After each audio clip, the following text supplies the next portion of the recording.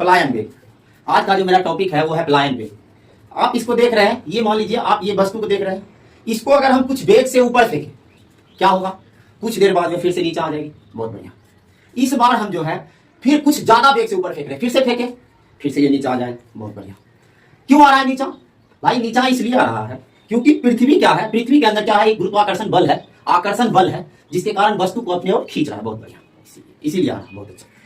अगर हम इस वस्तु को इस बार ऐसा वेग से ऊपर फेंके कि दोबारा जो है ये वस्तु ऊपर से नीचा नहीं आ पाएगी, इसी वेग को हम कहते हैं पलायन वेग। बहुत बढ़िया, समझ गए होंगे आप। इस बार हम इस पृथ्वी से ऐसा इसको वेग से ऊपर फेंके कि ये वस्तु जो है दोबारा वापस नहीं आए, इसी को हम कहते हैं पलायन वेग। जरा समझिए पलायन वेग। आप पलायन वेग अगर पृथ्वी का निकालना चाहेंगे तो इस फॉर्मूला का यूज किए करना है। देखो 2 गुना ये द्रव्यमान अगर ये जो है त्रिज्या रखना है और आंसर हमारा आ जाएगा 11.2 किलोमीटर पर सेकेंड।